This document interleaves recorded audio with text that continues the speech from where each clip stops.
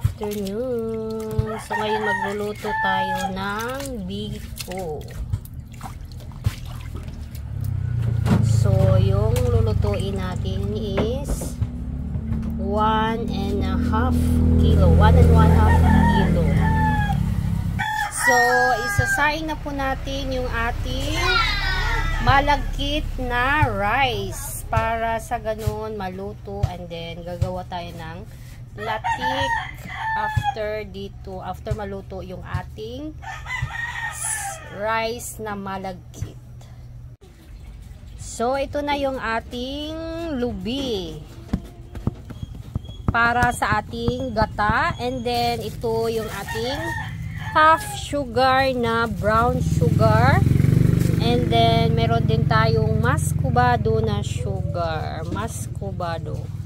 Instead, kapag kulang yung ating sugar. And then, itong dahon ng kalamansi. Dahon ng kalamansi para pabango ng ating biko or tinatawag nating suman. Suman. So, dito tayo magluto para sa ating suman or biko. Ayan yung ating kalaha. Ito na yung ating gata para sa ating biko. So, ayan. Nag-start na po tayong gagawa ng latik para sa ating biko. So, yung ating gata, so ini-estimate ko lang siya na yung ating gata is 6 glass na gata para sa ating 1.5 na kilo na malagkit na rice. Ongoing pa yung ating pagluluto sa ating malagkit na rice. So, ito na po yung ating malagkit na sinaing para sa ating biko. So, malapit na siyang maluto. And then, ongoing na din yung ating para sa ating latik. So, ito na yung ating para sa ating malagkit, para sa ating biko. So, nag-start na po tayo gumawa para sa latik ng ating biko. Ato ate, hindi ka open.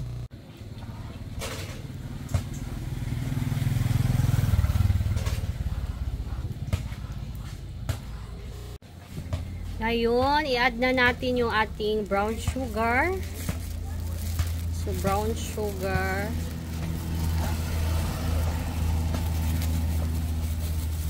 So, half kilo na brown sugar for 1.5 na malagkit.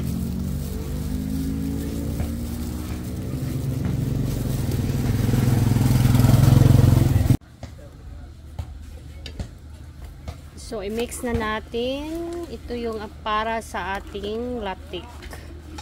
Latik sa ating suman or yung tinatawag nilang biko. So medyo matagal-tagal pa to kasi nga kailangan natin siyang palaputin yung ating latik.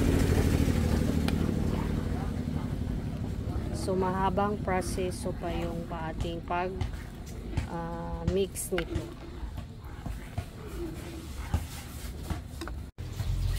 So, naluto na yung ating malagkit na rice. So, waiting na lang po tayo sa ating latik para at least i-add natin yung ating malagkit na rice.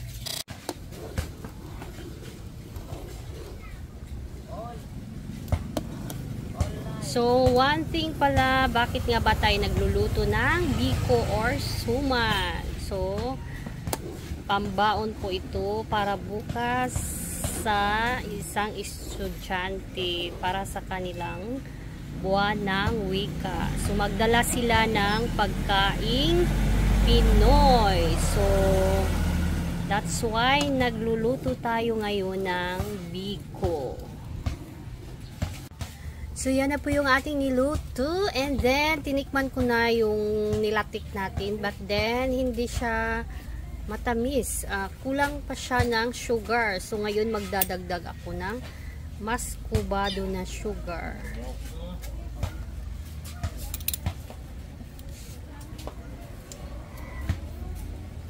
Wag lang nating damihan para at least katamtaman lang yung tamis ng ating suman or biko.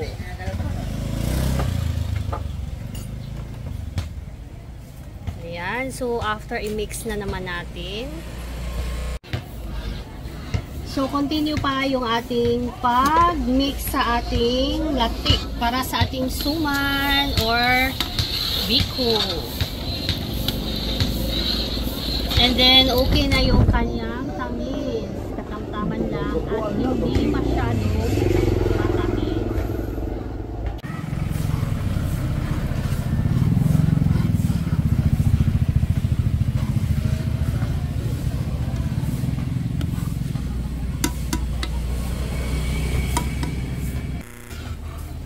Ayan, so idagdag na natin yung ating malagkit na rice dito sa ating latik.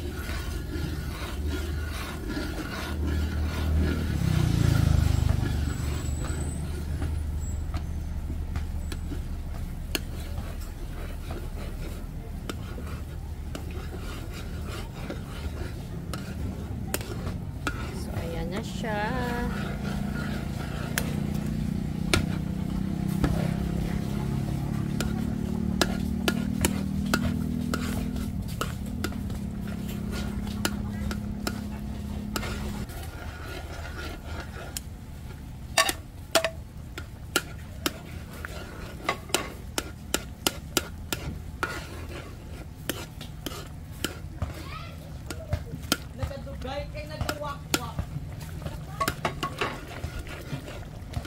Ayan, continue na yung ating pag-mix. Dinagdag na natin yung malagkit na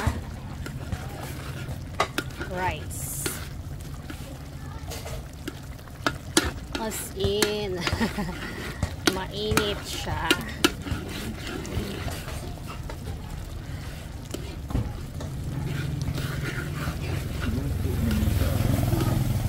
O ganit siya na. Ang uba na pahilaw-hilaw nila kay so ayan na, hindi pa tayo tapos sa pag-mix ng ating malagkit at sa latik ng ating para sa ating biko. So ongoing pa. Edit. Hello.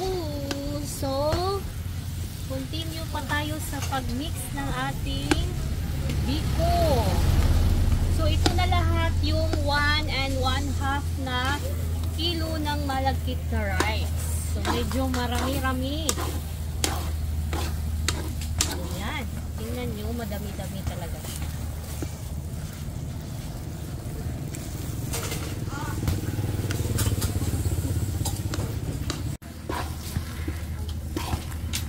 So, ngayon, mag-add na tayo ng dahon ng kalamansi para sa pampabango ng ating biko.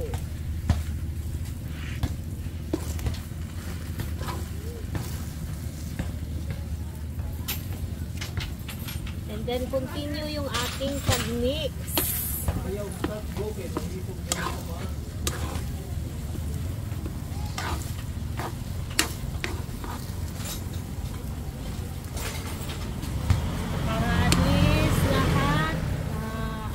Yung kanyang kulay ng ating biko. Ma-mix natin ng maayos.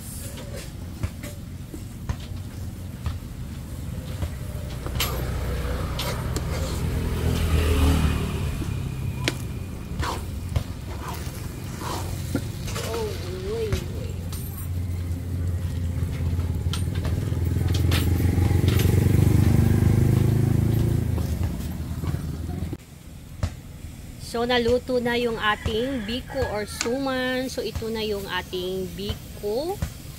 So, ayan, madami talaga yung ating biko. More than na 1/2 na malagkit.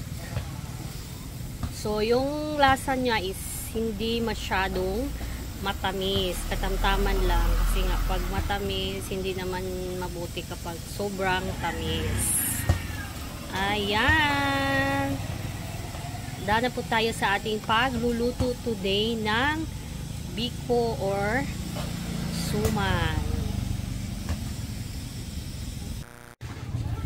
So, ito na po yung ating biko para pambaon bukas sa school ng ating estudyante. Kasi nga, para sa kanilang buwan ng wika celebration, they need to bring pagkaing Pinoy.